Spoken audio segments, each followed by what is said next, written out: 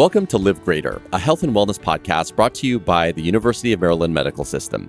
We put knowledge and care within reach so you have everything you need to live your life to the fullest. Today we'll be discussing who a good candidate is for hip or knee replacement. I'm Prakash Chandran, and my guest today is Dr. Sumon Nandi, an associate professor and chief of adult reconstruction in the Department of Orthopedics at the University of Maryland School of Medicine and hip and knee surgeon at University of Maryland Medical System. Dr. Nandi, thank you so much for joining us today. I truly appreciate your time. I wanted to get started by asking, what exactly are the conditions that cause the need for a hip or knee replacement? Well, first and foremost, it's a pleasure for me to have the opportunity to speak to you and your audience.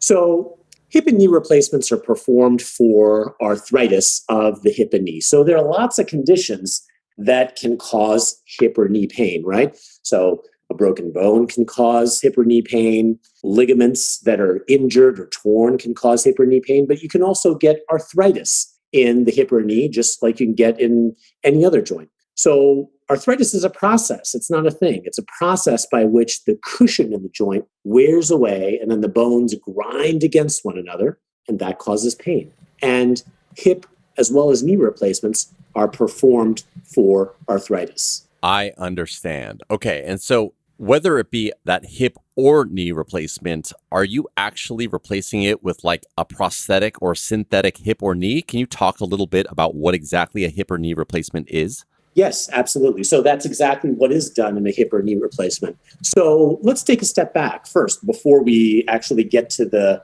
surgical procedure. So how do we know that someone's ready for a hip or a knee replacement if they do have arthritis? Well, first and foremost, you got to have pretty severe arthritis, all right? So again, arthritis is a process, not a thing, process by which the cushion in the joint wears away and then the bones grind against one another, causing pain. Now, all the cushion, at least in some parts of the joint, has to be gone for a patient to be a candidate for a hip or a knee replacement. So that's the first and foremost criteria. Second, you got to try everything short of surgery. And what do I mean by that? Well, there are lots of things to try before you proceed to a hip or knee replacement. So if you got hip or knee pain for arthritis, you can try anti-inflammatory medications like naproxen or ibuprofen. All right, you can try physical therapy to strengthen the muscles around your joints so that those muscles can function like a shock absorber when your natural shock absorber isn't working so well. You can try not doing the things that bother you, but there's only so much of that you can do, right? Because you want to do the things that you enjoy. You can, if it really gets severe, try a cane or a crutch, although I haven't met a patient yet who really wants to resort to that. Some other things you can try are braces, particularly for the knee, as well as injections such as cortisone injections that are basically supercharged anti-inflammatories that can be directly injected into the joint and provide some relief. So you got a patient who has really severe arthritis, you got someone who has tried everything short of surgery. What else do you need in order to be a good candidate for a hip or a knee replacement? Well, that patient has to say, you know what, doc, I've tried everything and I just can't live like this anymore. And if that patient has all three of those factors, meets all three of those criteria, then they are an outstanding candidate for a hip or a knee replacement. And getting back to your original question, which was, what do you exactly do in a hip or a knee replacement? Well, what you do is you resurface the ends of the bones, right? The ends of the bones, when you get arthritis, are really beat up. They're grinding against one another, causing pain. They can even cause feelings of grinding because that's exactly what's going on in the joint. And you resurface the ends of those bones and you cap them with, at least in the case of the knee, with metal at the end of the thigh bone, metal at the end of the shin bone, and a piece of plastic in between. And in the case of the hip, which is a ball and socket joint, you remove the arthritic ball of the ball and socket joint, you resurface the socket with a metal socket and a plastic liner, and then put a stem down the thigh bone and a ball on top. And that gives patients nice smooth surfaces that glide against one another, and that takes away their pain. So that's what's involved in a hip or a knee replacement. You talked about three major factors that kind of make someone a good candidate for a hip or knee replacement. Those being, you have to have severe arthritis. All that cushion needs to be gone. The second is they've got to try everything else short of surgery. And the third is that it's affecting their quality of life. They do not like to live with that pain anymore. Are there any other factors that make someone a good candidate for this type of replacement? So those are really the three. Now, there are some other criteria that come into play. Now, for knee replacements, it's been shown that patients who are younger than 50 don't do as well as patients who are older than 50, all right, who have had more than 50 birthdays. And what do I mean by that? What do I mean don't do as well? Well, if you're younger than 50, it's been shown that the prosthesis doesn't last as long as if you're older than 50. So we prefer to do knee replacements in patients who are at least 50 years of age or older. As far as hip replacements go, now there's no such data. So there are some conditions that affect the hip that cause patients as young as 20, all right, who are in their early to mid 20s to have destruction of their hip joint. And those patients are perfectly acceptable candidates to have a hip replacement. And those patients do very, very well. Their pain is gone and they're able to go back to their lives.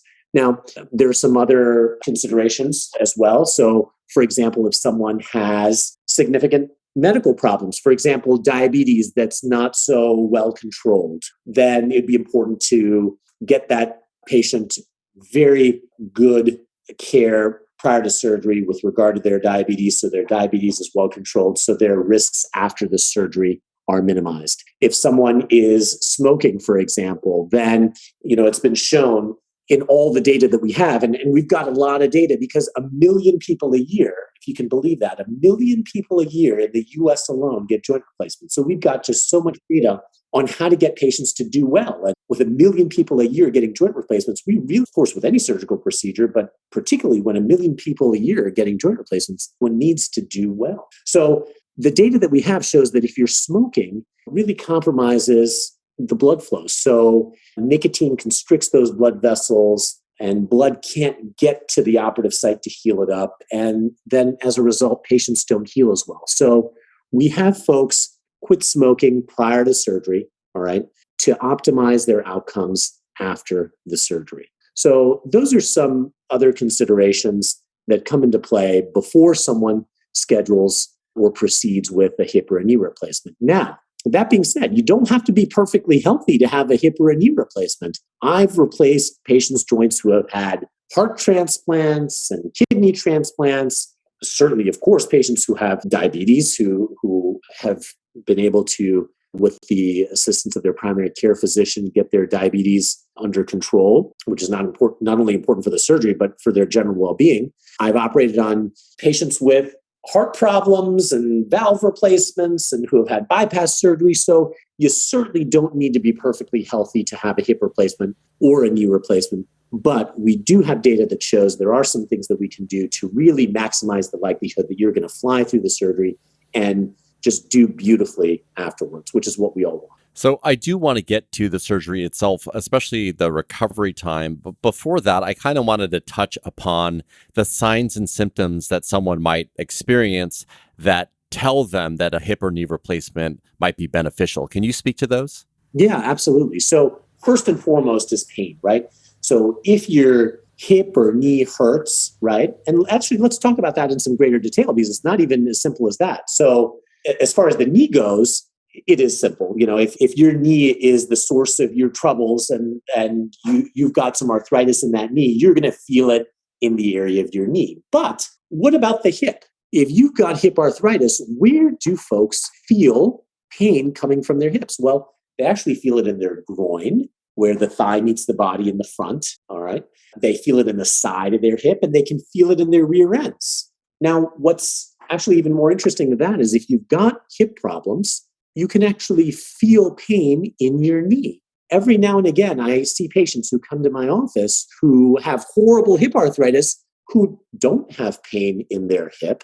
They actually feel pain in their knee. So that's why whenever patients come to my office complaining about knee pain, I always examine the hip and I always actually get x-rays of the hip. As unusual as that may seem, patients who have knee pain, the source of their troubles could actually be their hip. So I'm careful to examine and ask about both. Makes a lot of sense. I am curious about that third piece around, or sorry, the second piece that you mentioned in terms of trying things short of surgery. So if they are experiencing some of that pain, whether it be exclusively in the hip or the knee, you talked about anti-inflammatories for getting some relief. Is there anything else that you recommend that people do for relief if they have hip or knee pain? Yeah, so that's really important. So first of all, since we touched on anti-inflammatories like ibuprofen, naproxen, I want to make sure the audience doesn't just go out and start popping pills. Talk to your primary care doctor before you start taking these medications, because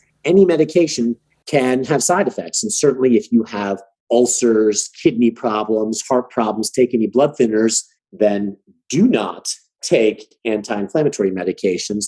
And also be sure to check with your primary care doctor before you start taking anti-inflammatory medications, because they know your medical history the best. So in addition to anti-inflammatory medications, what are the other things that can be tried prior to surgery? And we're always very careful to always make sure we try everything short of surgery. So if you walk into my office, you're not going to be dragged kicking and screaming into the operating room just because you tell me you have hip or knee pain, right? I always make sure that we always try everything short of surgery. And those things include braces for the knee, physical therapy to strengthen the muscles around the joints so that those muscles function like a shock absorber when your natural shock absorber isn't working so well. Perhaps changing some of the activities that you're participating in that really exacerbate your symptoms, although that's typically why patients start asking about surgery, because they say, you know what, I don't want to give up the things that I enjoy doing. And also there are various injections to try, most commonly cortisone injections. And cortisone is different than oral anti-inflammatory medications, different than ibuprofen and naproxen, but it's a supercharged anti-inflammatory that decreases the inflammation that's going on in the joint from the bones grinding against one another, and can provide some symptomatic relief. So, to also answer your prior question, in addition to pain, you can feel grinding. You can actually feel the bones grinding against one another in your joints, in your hip or your knee. If you have bad arthritis, you can feel clicking, you can have swelling. These are all the symptoms that you can have. And those are the things that you can try to alleviate them short of surgery. Let's talk about the surgery itself. Can you talk a little bit about how long it takes and what the recovery time is like? Yeah, absolutely. That's really an important question for our audience, because patients want to know, if I'm going to undergo this surgery, what does the subsequent hours and subsequent weeks look like after undergoing a procedure like this? So hip and knee replacement recovery starts out pretty similar. So everyone gets up and walks the same day after surgery. That's actually been shown to improve the speed and quality of patients' recovery after surgery. And again, that goes back to all that data that we talked about. With over 1 million people a year getting joint replacements in the US alone, we've got a lot of data. So we try to benefit from what we've learned over the years. So one, we get everyone up and walking the same day. Two, for medically suitable patients, those patients go home the same day. And why is that? It is certainly not because the insurance companies are telling us to do that, or because we're running out of room in the hospital, or we're getting tired of spending time with you. Certainly not any one of those. It's because, again, the data tells us that if you go home the same day and you're medically suitable, you do better. There are lower risks with going home the same day as opposed to staying in the hospital. Lower risks of having any problems in the weeks and months following the surgery. Now, what happens after you go home? Well, that's when the experience diverges between hip replacements and knee replacements. So hip replacements are pretty easy to recover from. Really just walk around, and 6 weeks later, you're out of pain and you're walking pretty normally. So pretty easy to recover from. Knee replacements now require a bit more work on the part of the patient. So you really got to work on some exercises primarily directed at maintaining and achieving a certain desired level of range of motion of the knee, because a happy knee is one that bends. So about 6 weeks after surgery, you're really working on achieving and maintaining desired range of motion of the knee. So that takes a bit of work after surgery. But what, again, hip and knee replacements have in common is once you're done healing, you're pain-free and you can go about your desired activities. What do I mean by desired activities? So certainly walking unlimited distances, swimming unlimited distances, climbing gentle trails, skiing down gentle slopes, not moguls, of course, going to the gym and using the elliptical for unlimited distances, the step machine, doubles tennis. The only thing we tell folks to avoid is repetitive high impact activities because that theoretically can decrease the longevity of the prosthesis. And what we want is to operate on you and have you be good forever. Now, I think that's the perfect place to start wrapping up. We have covered a lot around what makes a good hip or knee replacement candidate, what they can expect during surgery and afterwards. Is there anything else that you wanted to share for our listeners, and especially maybe focus on those that maybe don't meet the criteria that you mentioned, but kind of want to turn things around? Any final parting words for those people and beyond? Yeah, absolutely. That's a very important point. So what I would say is if you have hip or knee pain, come see us at the University of Maryland faculty practice. We will listen to you and what you have been experiencing. We will examine you very carefully and thoroughly. We'll look at your imaging, your x-rays and your MRIs, and we'll come up with a comprehensive treatment plan for you. And we'll answer all your questions. And what's particularly important is if you don't need surgery, that is what we will tell you. We will tell you you are not going to benefit from surgery or you don't need surgery. We're not going to, just because you walk into our office, drag you kicking and screaming into the operating room. So now, if you do need surgery, of course, we'll take outstanding care of you. We take care of the most complex cases in the region. So that informs our practice of more routine problems like arthritis, so that by taking care of the most complex cases, we're very well equipped to take outstanding care of you if you have a more routine issue like hip or knee arthritis, and we'd be happy to do so. For patients, again, to answer your question, who perhaps may not need surgery, there are a whole host of interventions that we can institute to make you feel better. And for patients who do need surgery, but maybe need some medical optimization, we've got a multidisciplinary team available who can help get you ready for surgery so that we can once and for all take care of your problem and get you feeling better. Dr. Nandi, thank you so much for your time today. I truly appreciate it. Thank you so much to both you and your listeners. That was Dr. Sumon Nandi, an associate professor and chief of adult reconstruction in the Department of Orthopedics at the University of Maryland School of Medicine and hip and knee surgeon at University of Maryland Medical System. Find more shows just like this one at umms.org/podcast. Thank you for listening to Live Greater, a health and wellness podcast brought to you by the University of Maryland Medical System. We look forward to you joining us again.